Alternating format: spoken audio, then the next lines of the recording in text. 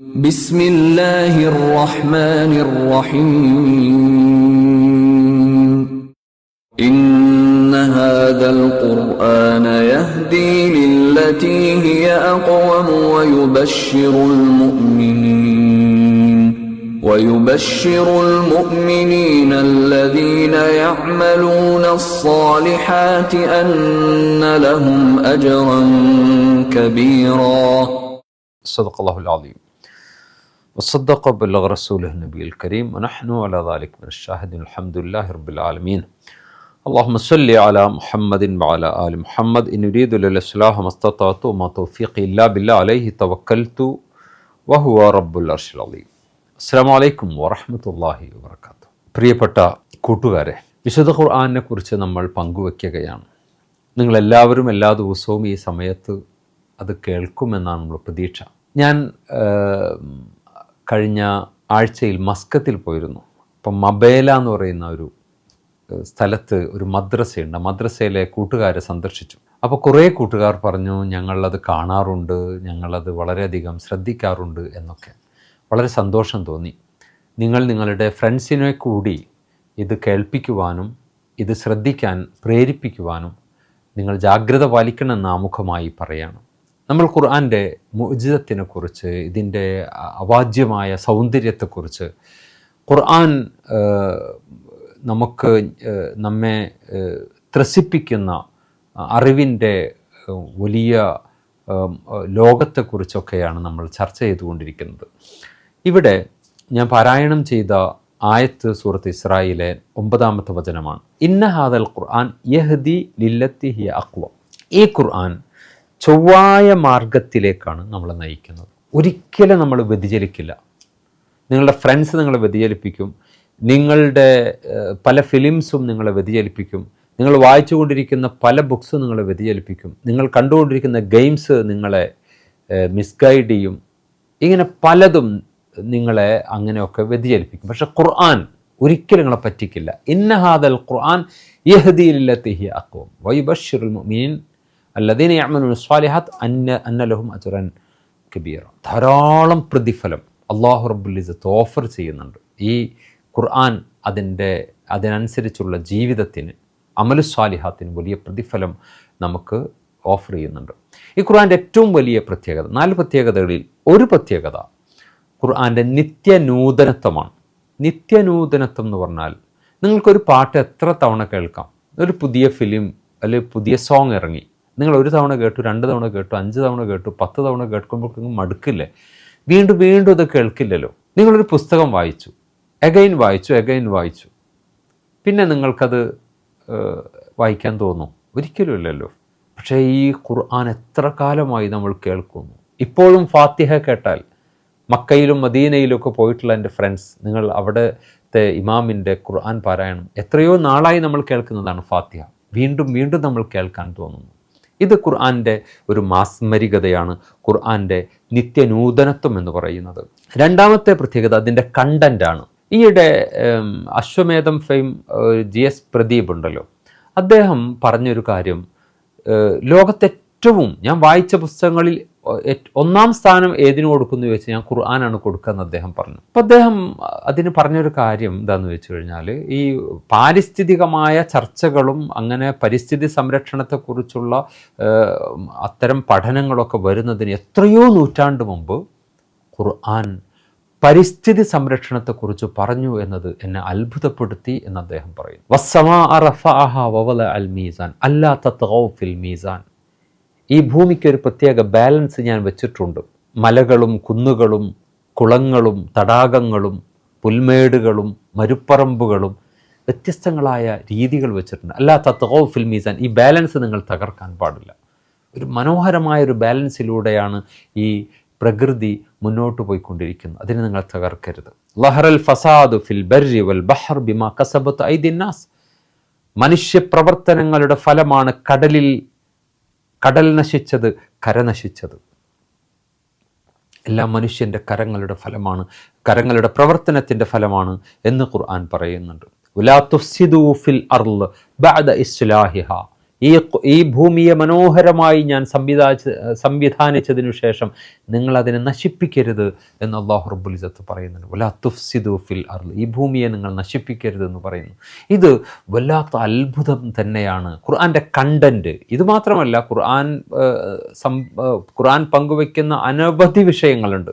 ആ വിഷയങ്ങളൊക്കെ ആകാശത്തെക്കുറിച്ച്, ഭൂമിയെക്കുറിച്ച്, പ്രകൃതിയെക്കുറിച്ച്, മനുഷ്യരെക്കുറിച്ച്, മൃഗങ്ങളെക്കുറിച്ച്, അങ്ങനെ ഈ ഖുർആൻ തിബിയാൻ ലിക്കുല്ലി ഷൈ എന്ന് ഖുർആൻ്റെ ഒരു അവകാശവാദമുണ്ട്. എന്ന് പറഞ്ഞാൽ എല്ലാ വിഷയത്തെക്കുറിച്ചും ചർച്ച ചെയ്യുന്നുണ്ടെന്നാണ്.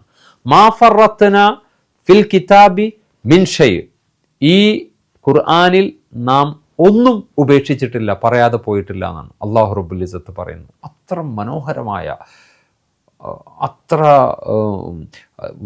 വിജ്ഞാനത്തിൻ്റെ സാകല്യമാണ്, അറിവിൻ്റെ അക്ഷയഖനിയാണ് യഥാർത്ഥത്തിൽ ഖുർആൻ എന്ന് പറയുന്നത്. ഖുർആൻ്റെ മറ്റൊരു പ്രത്യേകത എന്ന് പറയുന്നത് ഭാവിയും ഭൂതവും വർത്തമാനവും പറയുന്നുണ്ട് എന്നാണ്. ഒരു ഹദീസിൽ ഇങ്ങനെയുണ്ട്, ഫീഹി നബഉ മാ കാന ഖബലക്കും വഖബറു മാ ബഅദക്കും വഹുക്മു മാ ബൈനക്കും. ഇതിൽ നിങ്ങളുടെ പാസ്റ്റ് കാലഘട്ടത്തിൽ നടന്ന ചരിത്രം ഇതിൽ പറയുന്നുണ്ട്. ഫീഹി നബഉ മാ കാന ഖബലക്കും, നിങ്ങളുടെ മുൻഗാമികൾ ആദം, നൂഹ്, ഈസ, മൂസ, ഇസ്മായിൽ, സുലൈമാൻ, ദാവൂദ്, എല്ലാ പാസ്റ്റ് ഹിസ്റ്ററി, ഹാമാൻ, ഫിർഔന്, എല്ലാം പാസ്റ്റ് ഹിസ്റ്ററിയിൽ പറയുന്നുണ്ട്. വഖബറു മാ ബഅദക്കും, നിങ്ങൾക്കിനി ശേഷം വരാനിരിക്കുന്ന ഫ്യൂച്ചറിനെ കുറിച്ച് ഇതിൽ പറയുന്നുണ്ട്. ഭാവി എന്തൊക്കെയാണ് സംഭവിക്കുക ലോകത്ത്, അന്ത്യനാൾ വരെയുള്ള എല്ലാ കാര്യങ്ങളെക്കുറിച്ചും ഖുർആൻ ചർച്ച ചെയ്യുന്നുണ്ട്. വഹുക്മു മാ ബൈനക്കും, നിങ്ങളിപ്പോൾ ജീവിക്കുമ്പോൾ ആ ജീവിതത്തിൽ നിങ്ങൾ എടുക്കേണ്ട നിലപാട് എന്താണ്, നിങ്ങളുടെ വിഷയത്തോടുള്ള സമീപനം എങ്ങനെയായിരിക്കണം, നിങ്ങളുടെ പ്രശ്നങ്ങൾ വരുമ്പോൾ ആ പ്രശ്നത്തിനുള്ള പരിഹാരം എന്താണ്, ഇതൊക്കെ ഖുർആൻ പറയുന്നുണ്ട് എന്നതാണ്. അപ്പോൾ ഖുർആൻ എന്ന് പറയുന്നത് എല്ലാം ഉൾക്കൊള്ളുന്നതാണ് എന്നതാണ് മറ്റൊരു പ്രത്യേകത. നാലാമത്തെ പ്രത്യേകത ഖുർആൻ്റെ വശ്യശക്തിയാണ്, ആകർഷണം.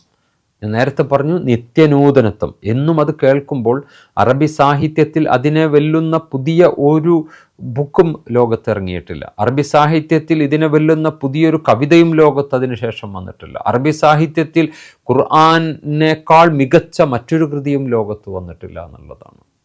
ഇതിൻ്റെ ഏറ്റവും വലിയ പ്രത്യേകത ഇതിൻ്റെ വശ്യശക്തിയാണ്. ഉമർ ഇബ്നുൽ ഖത്താബ് റളിയല്ലാഹു അൻഹു അത്ര ശക്തനായ, അത്ര ഇസ്ലാമിനെ വെറുക്കുന്ന, റസൂലിനെ വെറുക്കുന്ന വ്യക്തിയായിരുന്നു. പക്ഷേ അദ്ദേഹം, നിങ്ങൾക്കറിയാം, തോഹ മാ അൻസൽനാ അലൈക്കൽ ഖുർആന ലിതശ്ഖാ ഇല്ലാ തദ്കിറതൻ ലിമൻ യഖ്ശാ തൻസീലം മിമ്മൻ ഖലഖൽ അർള വസ്സമാവാതിൽ ഉലാ അർറഹ്മാനു അലൽ അർശി ഇസ്തവാ ലഹു മാ ഫിസ് സമാവാതി വമാ ഫിൽ അർളി വമാ ബൈനഹുമാ വമാ തഹ്ത അസ്സറ വഇൻ തജ്ഹർ ബിൽ ഖൗലി ഫഇന്നഹു യഅലമുസ് സിർറ വഅഖ്ഫ.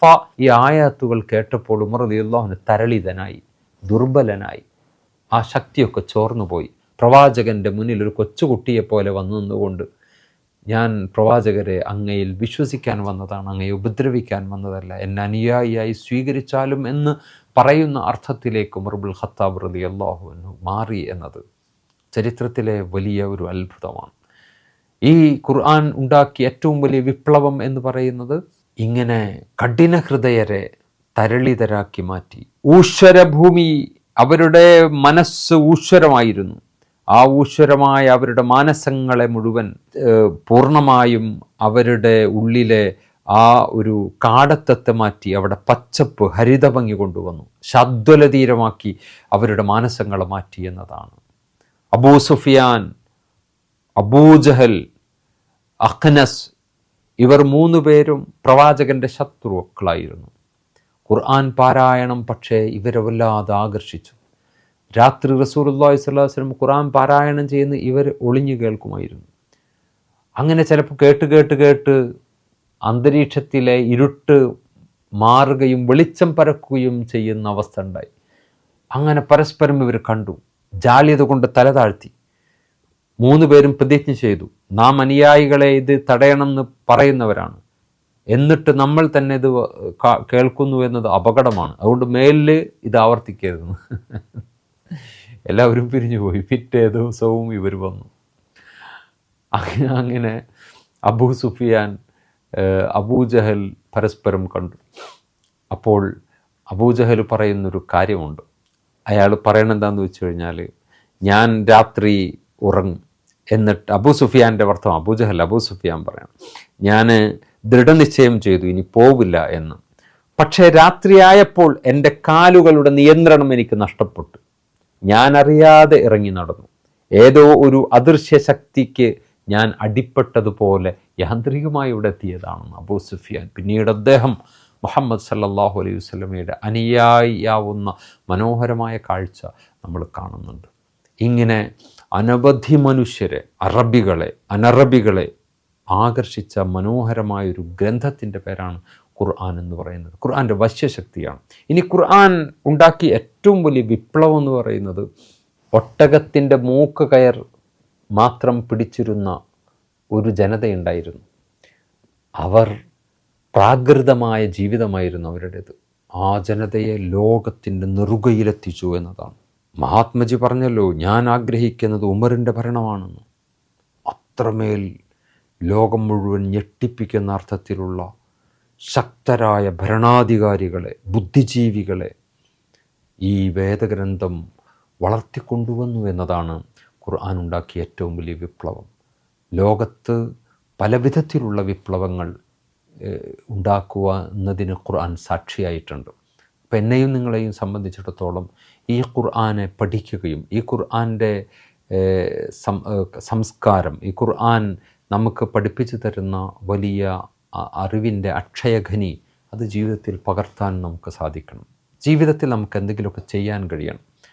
ഈ ഖുർആൻ നമ്മെ പഠിപ്പിക്കുന്ന ഏറ്റവും പ്രധാനപ്പെട്ട പല കാര്യങ്ങളിലൊന്നാണ് ഈ പ്രകൃതിയെ നിങ്ങൾ സംരക്ഷിക്കുക. വൈലൽ അർള കൈഫ സുത്യാത്ത്. എസ് പ്രദീപ് പറഞ്ഞല്ലോ, എനിക്ക് ഈ ഖുർആന് 1-ാം സ്ഥാനം കൊടുക്കാൻ കാരണം ഈ പ്രകൃതിയെക്കുറിച്ചുള്ള, പ്രപഞ്ചത്തെക്കുറിച്ചുള്ള പാരിസ്ഥിതികമായ വർത്തമാനങ്ങൾ, ഈ ഒരു ലിറ്ററസി, എൻവിയോൺമെൻ്റൽ ലിറ്ററസി എന്നത്, വാട്ടർ ലിറ്ററസി എന്നത് ഞാൻ ഞെട്ടിപ്പോയി എന്നാണ് ഖുർആൻ. കാടവിട മക്കളെ കൂടവിട മക്കളെ കാട്ടുപൂഞ്ചോലയുടെ കുളിരവിട മക്കളെ എന്ന് മാഷ് ചോദിക്കുന്നുണ്ട്. ഒരു തൈ നട്ടാൽ ഒരു തണൽ നട്ടു, പല തൈകൾ നട്ടു എന്ന് അദ്ദേഹം പറയുന്നുണ്ട്. അതുകൊണ്ട് ചെടികളെയും പൂക്കളെയും കുറിച്ച്, trees are poems that earth writes upon the sky, we fell them down and turn them into paper that we may record our emptiness. Khalil ജിബ്രാൻ്റെ വരികളാണ്. നമ്മൾ ഈ എഴുതുന്ന പുസ്തകങ്ങൾ മരമാണെന്നാണ് അദ്ദേഹം പറയുന്നത്. ഈ അല്ലേ, എന്താണ് പേപ്പറസ് എന്ന് പറയുന്ന ആ ഒരു മരത്തിൽ നിന്നാണ് പേപ്പർ ഉണ്ടാകുന്നത്. അപ്പോൾ യഥാർത്ഥത്തിൽ ഈ പ്രകൃതിയെക്കുറിച്ചുള്ള അനവധി വർത്തമാനങ്ങൾ ഖുർആനിൽ പറയുന്നുണ്ട്. മനുഷ്യരെ സംരക്ഷിക്കണമെങ്കിൽ പ്രകൃതിയെ സംരക്ഷിക്കണം. ഇത് പരസ്പരം പൂരകമായിട്ടുള്ള കാര്യമാണ്. ഗ്ലോബൽ വാർമിംഗ് നമ്മൾ അഭിമുഖീകരിക്കുന്ന വലിയൊരു പ്രശ്നമാണ്, ആഗോള താപനം എന്ന് പറയുന്നത്. ഇങ്ങനെ അനവധി പ്രതിസന്ധികൾ മനുഷ്യർ അഭിമുഖീകരിക്കുമ്പോൾ ആ പ്രതിസന്ധികളെ മറികടക്കാനുള്ള ഏറ്റവും നല്ല ഒറ്റമൂലി എന്ന് പറയുന്നത് ഈ ഖുർആനാണ്. അപ്പോൾ ഈ ഖുർആൻ വായിക്കുന്ന പുതിയ തലമുറ, ഈ ഖുർആൻ വായിക്കുന്ന വ്യക്തികൾ, അവർ വലിയ വിപ്ലവകാരികളായി മാറുന്നു. അവർ വലിയ ആക്ടിവിസ്റ്റുകളായി മാറുന്നു. അവർ വലിയ ബുദ്ധിജീവികളായി മാറുന്നു.